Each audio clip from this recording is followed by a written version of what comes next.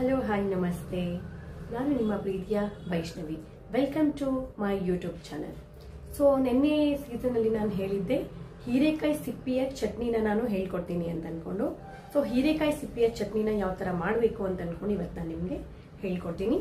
ಅದಕ್ಕಿಂತ ಮುಂಚೆ ಯಾರು ನಮ್ಮ ಚಾನಲ್ನ ಸಬ್ಸ್ಕ್ರೈಬ್ ಆಗಿಲ್ವೋ ಅವರು ಪ್ಲೀಸ್ ಹೋಗಿ ಸಬ್ಸ್ಕ್ರೈಬ್ ಆಗಿ ಮತ್ತೆ ಲೈಕ್ ಶೇರ್ ಮಾಡೋದನ್ನ ಮರಿಬೇಡಿ. ಹೀರೆಕಾಯಿ ಚಟ್ನಿಗೆ ಬೇಕಾಗಿರುವ ಸಾಮಗ್ರಿಗಳನ್ನ ನಾನಿವತ್ತು ಹೇಳ್ಕೊಡ್ತೀನಿ. ಹೀರೆಕಾಯಿ ಸಿಪ್ಪೆ, ಒಂದು ಮುಷ್ಟಿ ಶೇಂಗಾ, ಮತ್ತೆ ಒಂದೆರಡು ಚಮಚ ಜೀರಿಗೆ, ಒಂಚೂರು ಎಳ್ಳು, ರುಚಿಗೆ ತಕ್ಕಷ್ಟು ಉಪ್ಪು ಮತ್ತೆ ಅರಿಶಿನ ಪುಡಿ, ಇಂಗು, ಮತ್ತೆ ಹುಣಸೆ ಹಣ್ಣು, ಒಂಚೂರು ಬೆಲ್ಲ, ಮತ್ತೆ ಮೆಣಸಿನಕಾಯಿ. ತುಂಬಾ ಖಾರ ಬೇಕಾದವರು ಅವ್ರಿಗೆ ಅಳತೆ ಗೊತ್ತಿರುತ್ತೆ, ಸೊ ಅವರು ಜಾಸ್ತಿ ಹಾಕೋಬಹುದು. ಖಾರ ಕಡಿಮೆ ಅನ್ನೋರು ಒಂದು 5ರಿಂದ 6 ಹಾಕೋಬಹುದು. ಸೊ ಇದನ್ನ ನಾವು ಇವಾಗ ಯಾವ ತರ ಮಾಡಬೇಕು ಅಂತ ಅನ್ಕೊಂಡು ನೋಡೋಣ. ನೋಡಿ, ಇವಾಗ ಎಣ್ಣೆ ಹಚ್ಕೊಂಡು ಒಂದು ಬೌಲ್ ಇಡ್ತಾ ಇದ್ದೀನಿ. ಸೊ ಇದಕ್ಕೆ ನಾನು 1 2 3 ಟೇಬಲ್ ಆಯಿಲ್ ಹಾಕಿದ್ದೀನಿ. ಇದನ್ನೆಲ್ಲನೂ ನಾನು ಇವಾಗ ಹಾಕ್ತೀನಿ.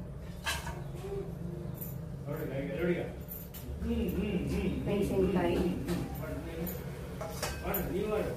ಎಳ್ಳು,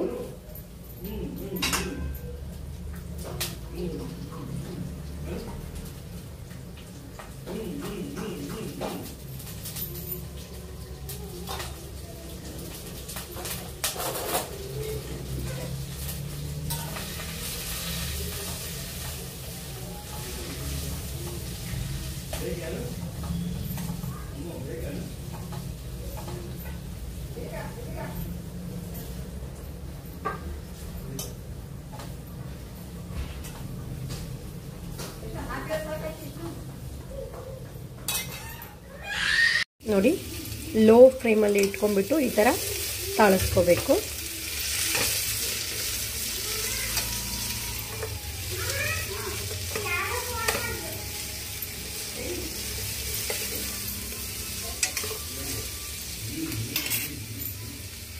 ನೋಡಿ ಇವಾಗ ಇದು ಈ ಥರ ತಾಳಿದೆ. ಆಫ್ ಮಾಡಿ ತಣ್ಣಗಾಗಕ್ಕೆ ಬಿಟ್ಬಿಟ್ಟು ಇದನ್ನ ಮಿಕ್ಸರಿಗೆ ಹಾಕಿದ್ರೆ ಚಟ್ನಿ ರೆಡಿ ಆಗುತ್ತೆ. ಇವಾಗ ನಾನು ಇದನ್ನ ಆರಕ್ಕೆ ಬಿಡ್ತಾ ಇದ್ದೀನಿ.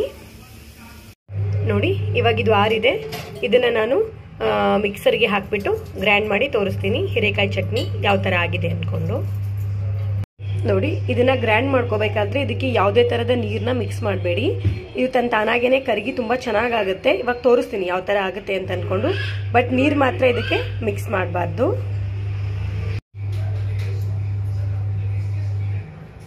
ನೋಡಿ ಇವಾಗ ಇದೊಂದು ಚೂರು ಗಟ್ಟಿಯಾಗಿದೆ. ಒಂಚೂರು ಎಷ್ಟಂದ್ರೆ 1 ಸ್ಪೂನು ಅಥವಾ 2 ಸ್ಪೂನ್ ಅಷ್ಟು ಒಂಚೂರು ನೀರು ಹಾಕೋಣ. ನೋಡಿ 2 ಸ್ಪೂನ್ ಅಷ್ಟು ನೀರು ಹಾಕಿ ಮತ್ತೆ ನಾವು ಗ್ರೈಂಡ್ ಮಾಡೋಣ.